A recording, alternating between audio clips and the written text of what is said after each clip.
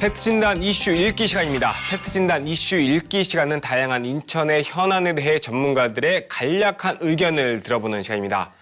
이번에는 지난 6.17에 발표됐던 정부의 부동산 대책 한 달여간이 지난 지금 인천의 부동산 변화에 대해 짚어보고자 합니다. 먼저 이도영 소장님, 6.17 부동산 대책에 대해 설명해 주실까요? 6.17 부동산 대책은 이번 정부의 21번째 부동산 대책입니다. 6.17 대책은 전세를 끼고 부동산 투기에 나서는 다주택자 등의 투기 세력을 막기 위한 내용이 주요 골자라고 할 수가 있는데요.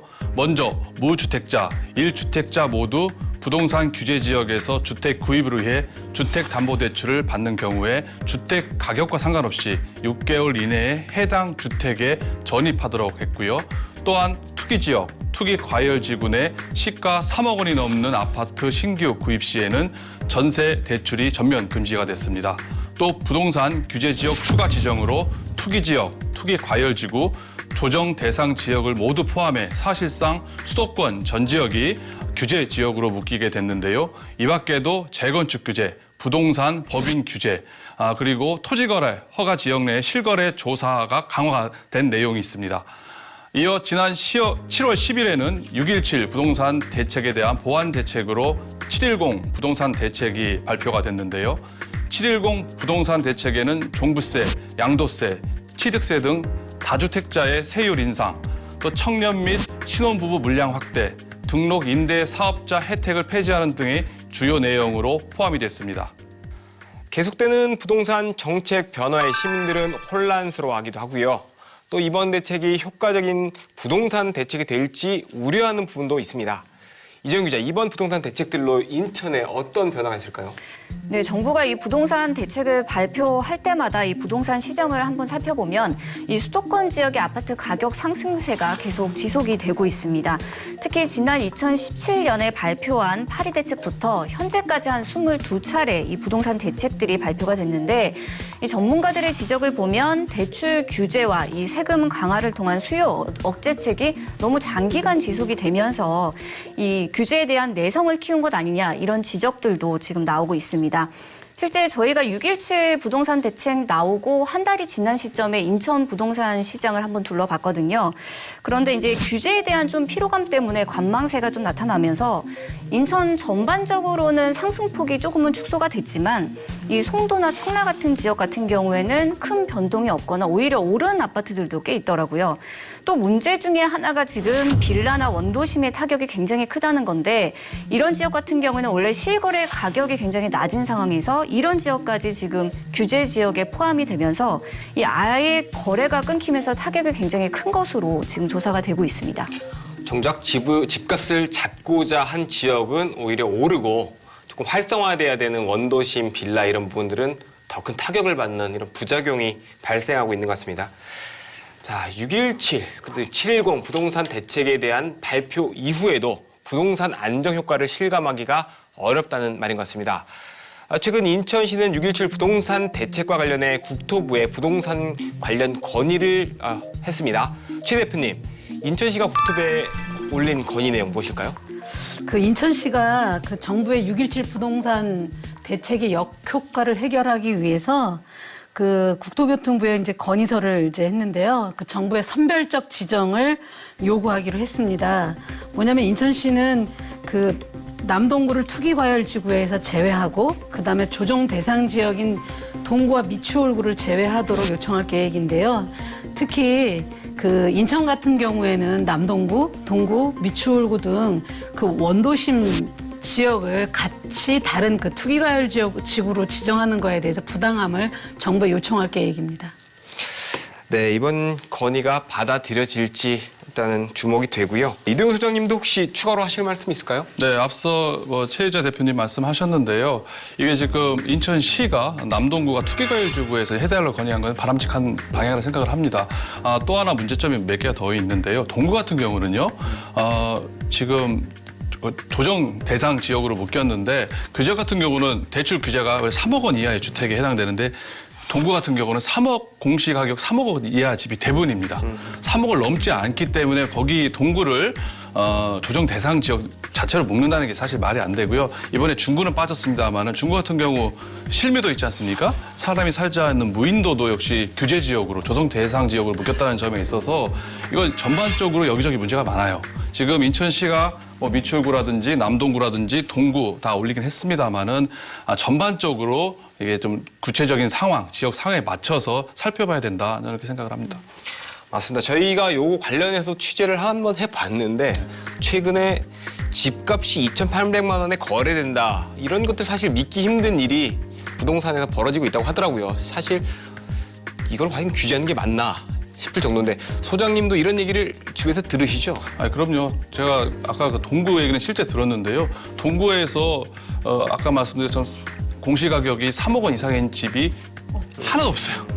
거의 99%가 없는 상황인데 여기를 묶는다는 것은 사실 이 지난번 주택 가격이 5월 달에 반짝 상승한 지역이 바로 서구, 남동구 그리고 연수구였었습니다. 그걸 기준으로 그냥 단편적인 규제를 하지 말고 구체적인 상황에 따라서 정부가 인천시가 올린 거 말고도 조금 더 세밀하게 인천 지역 실정에 맞게끔 규제 지역을 지정 해제를 하거나 아니면 좀 이렇게 변동폭을 좀 있어야 된다 이렇게 볼 수 있을 것 같습니다. 뭔가 보완이 필요하다라는 말씀이신 것 같은데 최희재 대표님은 어떻습니까? 사실 서울의 집값을 잡겠다고 인천을 규제하는 건 옳지 않다고 생각이 들고요. 그리고 이제 우리 인천 같은 경우에는 그 원도심 아파트 청약 경쟁률도 낮고 실질적인 거래율도 뚝 떨어진 상황인데요. 게다가 저희 미추홀구나 동구나 남동구 같은 경우에는 지속적으로 인구가 감소하고 있는 상황이라 정부가 좀 실효성 없는 정책을 펼치고 있다. 그렇게 말씀드리고 그리고 정상적인 주택가래마저 위축되고 특히 실수요자에게 피해가 전가되는 이 주택시장 규제는 좀 문제가 많습니다.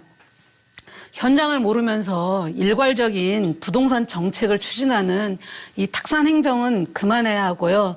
특히 부동산 집 문제 같은 경우에는 그 가장 국민들한테 가장 예민하고 민감한 부분이기 때문에 그 국민들의 이 재산권을 임의로 정부에서 이렇게 규제하고 이런 거는 옳지 않다고 생각합니다. 네, 실제로 뭐 동구 얘기를 다시 꺼내지 않을 수 없는데 이렇게 투기를 잡겠다고 한 지역이 사실은 미분양이 났어요. 최근에 그 지역 아파트가. 이거는 참 문제가 있는 것 같고 주민들이 오죽하면 이제 헌법 소원에 나선다고 하고 있거든요. 이재용 기자 의견은 어떻습니까? 네, 부동산 대책이 발표가 될 때마다 이제 뭐 소폭 이렇게 하락하는 반짝 효과는 있을 수 있겠지만 지금 정부가 기대하는 만큼의 효과는 거둘 수 없을 것이라는 게 전문가들의 지금 지적이 많이 나오고 있는데 특히 부동산 대책이 발표가 되면 인근 지역으로 이 풍선 효과를 타고 서울뿐만 아니라 수도권까지 지금 집값 상승을 유도하는 사례들이 많이 일어나고 있거든요. 이런 상황에서 이 정부의 부동산 대책이 현금 부자나 다주택자가 아니라 말씀하신 것처럼 애꿎은 서민들이나 실수요자들만 집을 장만하기 어렵게 만들고 있다는 비난이 지금 많이 나오고 있는 겁니다. 이 집값 상승의 원인을 주택 수요와 공급의 불균형에서 좀 찾아야 하고 그런 의미에서 이 공급을 확대하는 정책 반드시 필요할 것으로 보이고요. 지금 최근에 특히 문제가 되는 게 이렇게 구 단위로 아니면 뭐 인천 전 지역을 이렇게 아예 뭐 투기 과열지구로 지정하는 부동산 대책 굉장히 큰 문제가 있기 때문에 지금 신도시나 뭐 개발 호재가 있다는 이유만으로 지금 같은 시나 구에 속하는 인접 지역까지 지금 다 규제를 하고 있는 모양새인데 이런 것들은 형평성에 위배가 된다는 지적들이 많이 있는 상황이기 때문에 이런 부분은 반드시 개선이 필요하다고 생각을 하고 있습니다. 예, 지금 서구를 예를 들어보면은 청라 지역은 실제로 집값이 많이 올랐죠. 그렇다고 해서 성남동이라든지 가정동이라든지 이제 원도심에 사시는 분들까지 같이 묶여서 가는 것 이거는 부당하다. 이거 설득력이 있는 지역 같고 연수구도 마찬가지입니다. 송도가 많이 올랐죠, 실제로. 그렇다고 해서 연수동 같은데, 선악동 같은 데를 같이 묶는 거 이런 것들은 좀 선별적인 규제로 좀 바꿔야 된다라는 지적인 것 같습니다. 마지막으로 이도영 소장님 어떤 의견이십니까? 네, 6.17 부동산 대책 이후에 수도권 전역이 이제 규제 지역으로 지정되면서 앞서 이정 기자님 말씀하신 풍선 효과가 나타나고 있는 겁니다. 다 규제 지역이 되다 보니까 인천보다 다시 서울로 투자를 하게 되는 일이 발생하고요. 서울 집값이 다시 오르고 있는 상황입니다. 지난 한 달간 매매 가격 변동률을 살펴보게 되면 서울은 인천에 비해서 두 배가량 집값이 지금 올랐습니다. 서울 집값 잡겠다고 인천을 비롯한 수도권 전역을 조정 대상 지역으로 묶고 또 서구, 남동구를 투기 과열지구까지 묶었음에도 불구하고 별다른 효과가 없었다는 이야기입니다. 이 과정에서 과도한 규제를 받게 된 서구는 최대 피해자 중에 하나라고 할 수가 있습니다. 투기 과열 지구라고 묶였는데요. 검단 신도시 같은 경우는 지난해 2월까지 미분양 관리 지역으로 묶여 있었던 지역을 4개월 뒤에 투기 과열 지구, 서울과 거의 대등한 수준의 규제를 받고 있다는 것은 좀 말이 되지 않지 않느냐. 조정 대상 지역으로 묶였던 이제 중구, 동구 같은 경우에 지난 7월 초에 매매 가격 변동을 보면 이제 마이너스 전환을 했습니다. 중구는 마이너스 0.02%, 동구는 마이너스 0.03%까지 매매 가격이 하락을 한다는 얘기라고 할 수가 있는데요.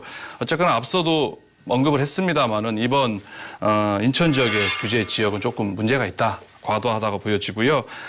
구체적 사정에 따라 일정 부분 지정 해제가 있어야 하거나 조정이 있어야 된다라고 생각을 합니다. 인천시나 시의회, 그다음에 시민사회, 그리고 시민들까지 모두 한 목소리를 내고 있습니다. 6.17 부동산 대책이 발표된 지난 한 달, 그리고 또 7월 10일 대책이 발표된 지 수주가 지났습니다. 인천의 상황에 비춰볼 때 관련 부동산 대책이 집값 안정에 효과적인 대안인지는 다시 한번 고민이 필요한 것 같습니다. 또한 인천 지역의 부동산 문제 해결을 위해서 준비하고 있는 인천시가 건의에도 이 정부가 귀를 기울이고 지역 주민들의 목소리 또한 중요하게 받아들여질 것 같습니다. 이를 통해 좀 더 효과적인 부동산 대책이 마련되길 바라봅니다. 시사진단 팩트체크 이도영 소장님, 최혜자 대표님, 이지영 기자님과 함께했습니다. 시사진단 팩트체크는 앞으로도 다양한 인천의 현안들을 전문가와 진단하고 함께 풀어나갈 예정입니다. 오늘도 함께해 주신 여러분 감사합니다. 다음 시간에 뵙겠습니다.